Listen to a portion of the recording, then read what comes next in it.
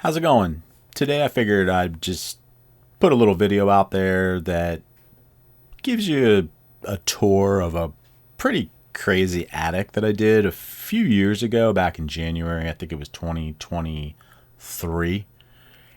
And it was a townhouse, and it had a bunch of sloped ceilings and had this really difficult access into the attic. So I figured I would just sort of take you through in case anybody's interested in seeing how I navigate attics. And this might be good video for somebody who wants to go into an attic for the first time. Maybe you're somebody who's starting as an energy auditor. Maybe you've got a profession going on, for example, like a home inspector or something like that. And you just want to check out how to get into an attic.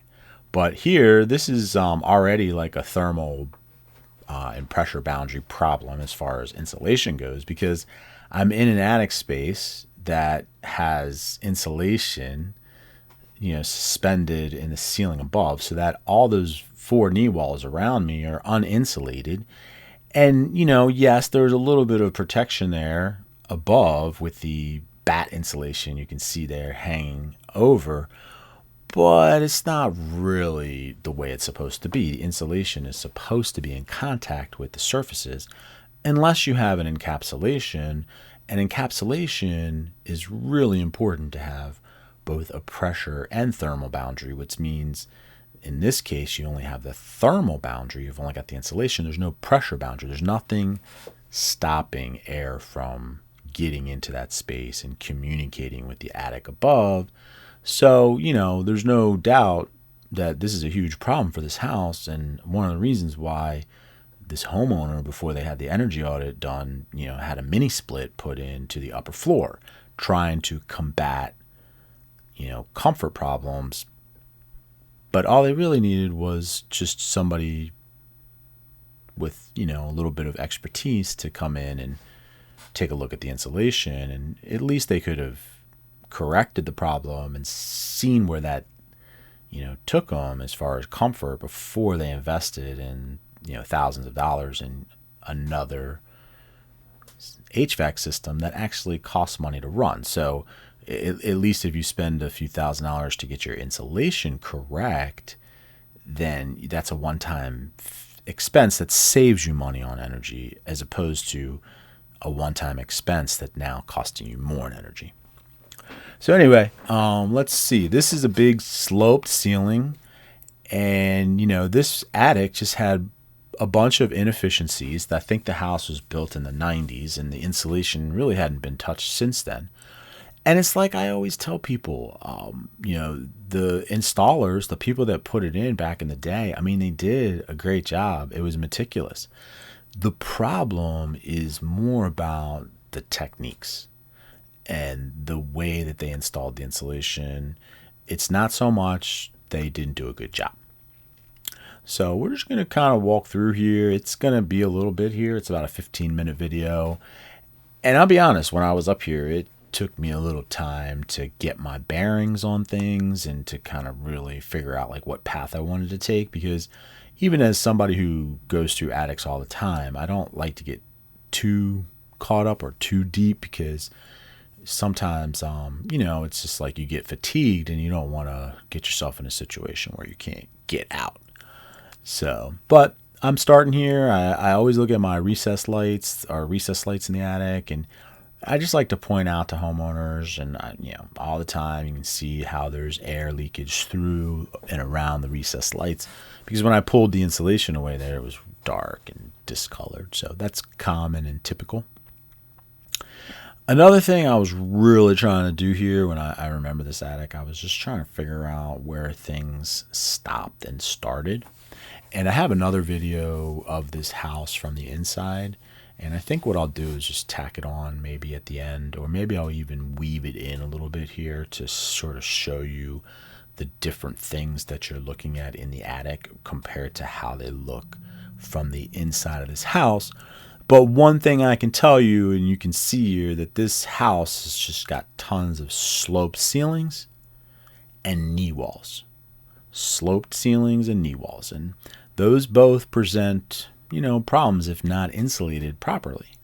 A lot of times the reason why sloped ceilings aren't that great is because you have batt insulation just kind of draped on top.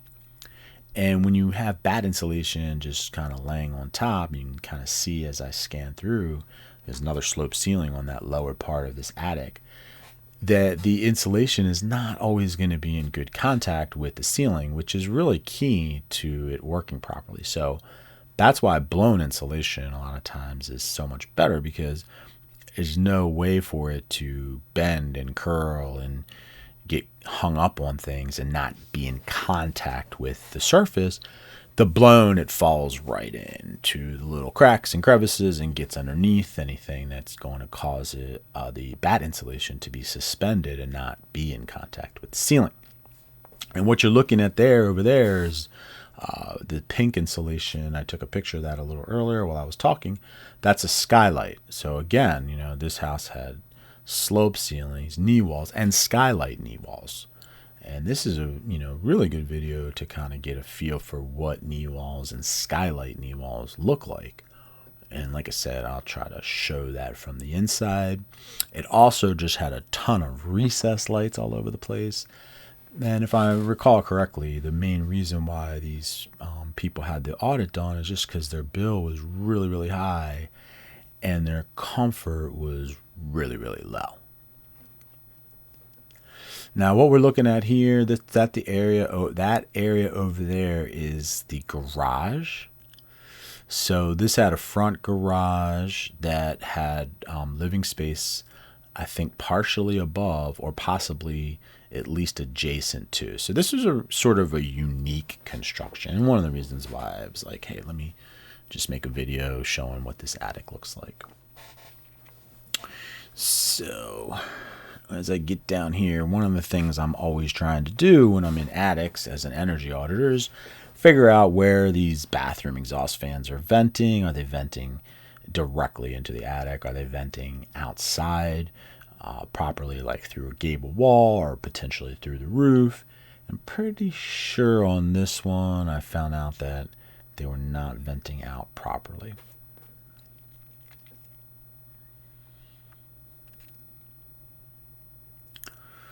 And this is just a big house, big townhouse with just a lot of attic space and just a lot of room for problems.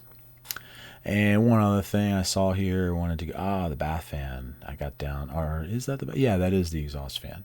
And I was trying to look for maybe a plumbing penetration too, just to see if I could get some air leakage. But this is a great shot of the area adjacent to the garage. And if I'm not mistaken, one of the other things I was trying to get a feel for here is that wall. So if you're in the garage down below, and then you have the wall that you'd be looking at, and I think I'm going to sort of see where those screens are, where the storage is for the screens over there. So if you were standing there looking straight forward, you would see a huge wall, and there it is.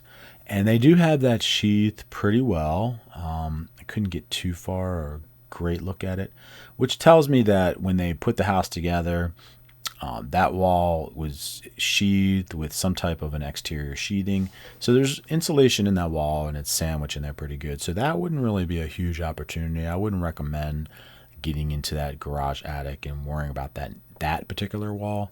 I would be more focused on these other areas of the attic that, aren't looking terrible as we get another, few looks at this.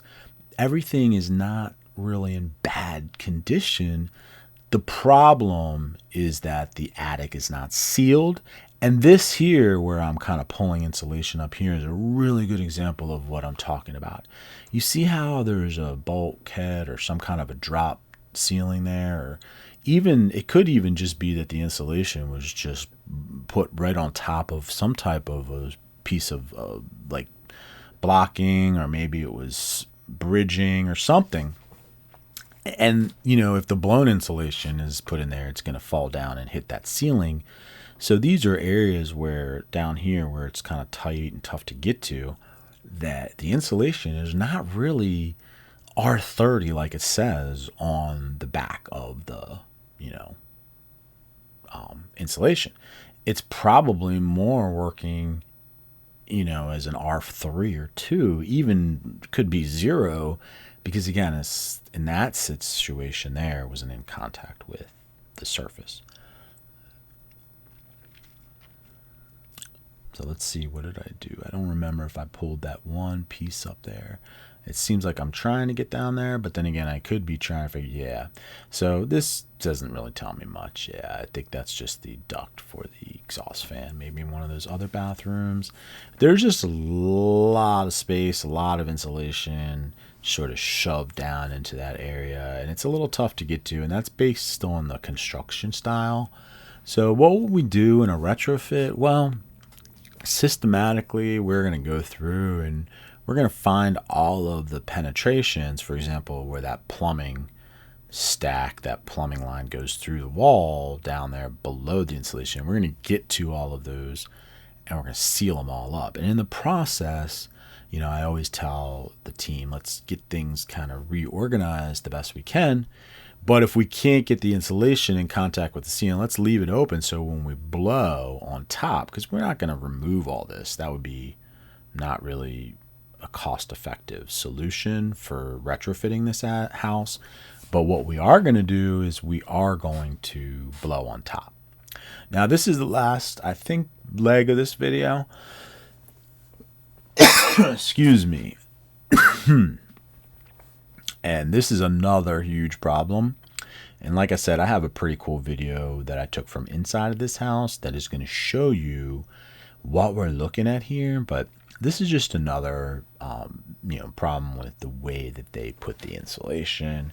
They suspended it above a huge knee wall. So what's going on here is you've got, I think it's a bathroom, maybe like a vanity, above a vanity of a couple, 2 or 3 recessed lights in there. So it's a really nice feature, but you see that wall is missing insulation, the one to the inside there.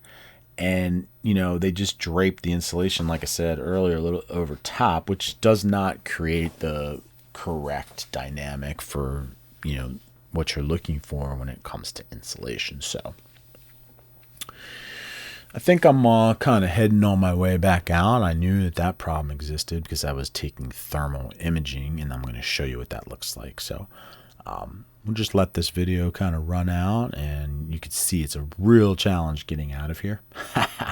Not getting up this portion. You can walk on the framing and things like that, the truss, but getting out of this, if I remember correctly, was a little bit challenging because I had to dip down into that space and carefully do it without breaking or hurting anything, and then I had to get down to the ladder, which I don't think it was too terribly hard, but you can see my job is somewhat physical.